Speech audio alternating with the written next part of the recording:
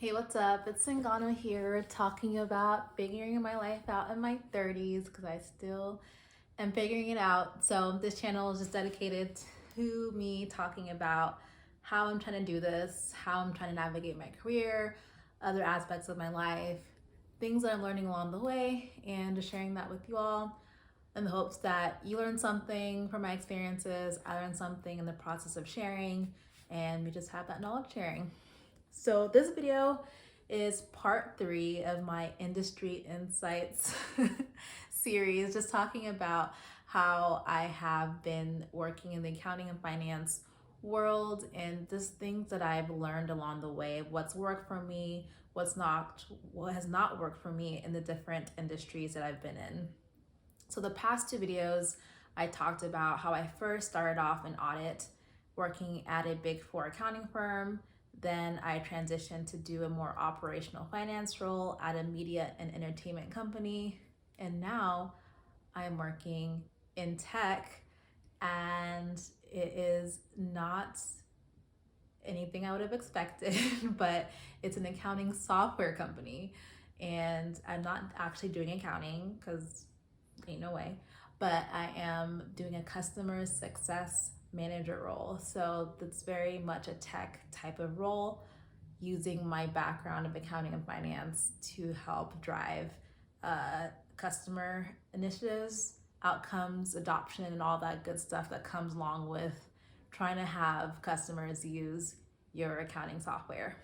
So that's my role in a nutshell, just making sure customers are getting what they paid for and make sure they adopt, and being strategic in how we help them achieve that. So, but just to talk now more about how it's been in the tech environment, I would say it's been a big shift. In the last 2 videos, I discussed how I was in the more corporate side of things. So the Big Four accounting firm, the media and entertainment company were both very corporate environments. And the tech world is just not that intense in terms of how that is structured. So I have appreciated the flexibility in given that situation and just how I go about my day to day.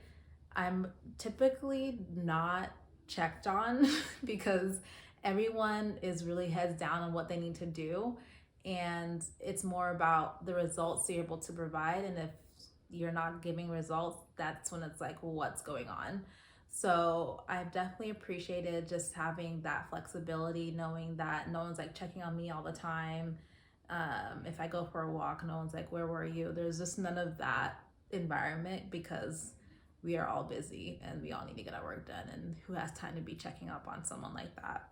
And I also think it's more a situation, we're all adults, so we all need to do what we need to do to get our stuff done.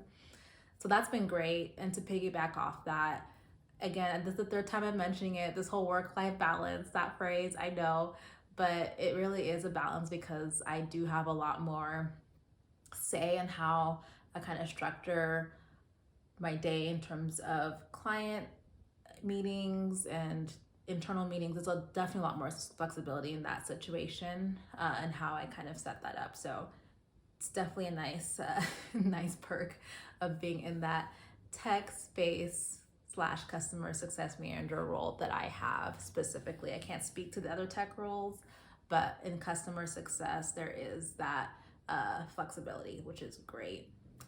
And the last thing just to call out is just I'm remote, so there's no expectation for me to be in an office setting, and that's so great because I have family in different cities. So it's great if I ever want to go work in that different city for a week or whatever the situation is. It's very flexible, and grateful for that as well. However, since I've been in this space, it's been 2 years now, there are some things I've noticed that, could be better. And I am still questioning how this looks like long term. The first being the idea of the corporate world had a lot more structure in terms of professional development in a way. So, like I mentioned, I am a customer success manager, and outside of this role, I don't really see where else I could go. And so I think a big aspect of this is with this tech job and world, this company, they are still figuring out processes, still figuring out what they need versus they don't need. You know, we're low key in a recession, money is tight, so they're not gonna do other initiatives that they may not see as necessary. So it's very much what do we need to keep the business functioning and getting more revenues. And so I just see that aspect of really having more care in the professional development and just care in someone's career that's not really lifted up. It's really much on the back burner. And that's fine, I guess, for some people who just want to get the money, whatever.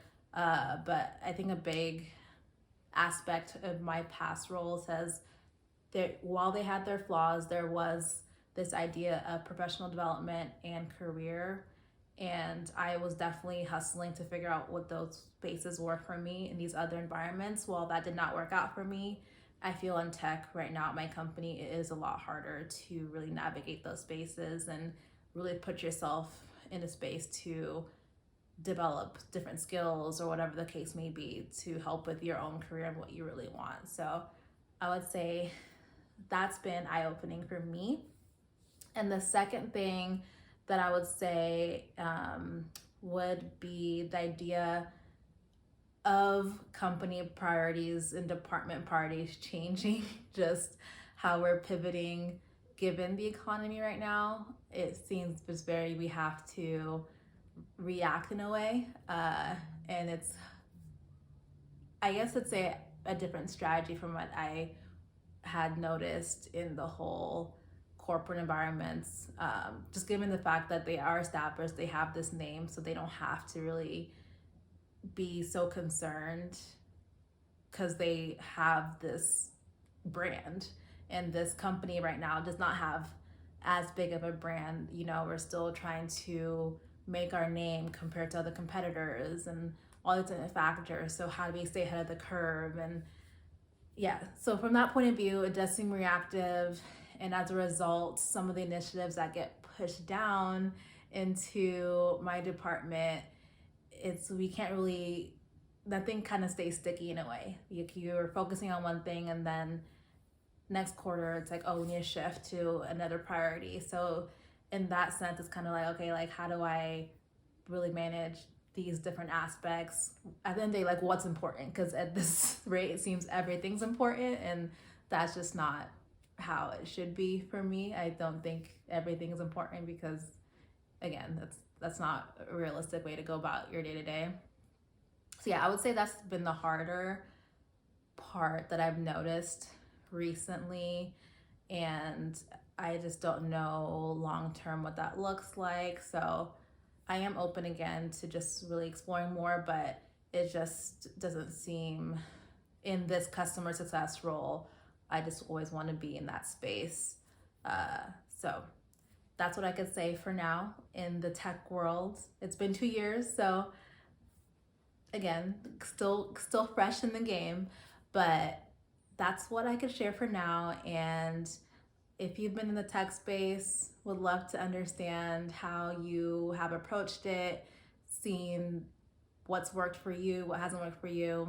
Obviously, these are my little nuggets from my time so far, but yeah, I know everyone has their own way of navigating that space and what's worked for them. So I'd love to see and hear what other people have seen in these situations. But that's all for now. Hope you enjoyed this 3-part series of just my insights of different industries working in the accounting and finance field, and what I've learned from it, what I've taken away from it, and how I continue on in my path to figure out the right career for myself.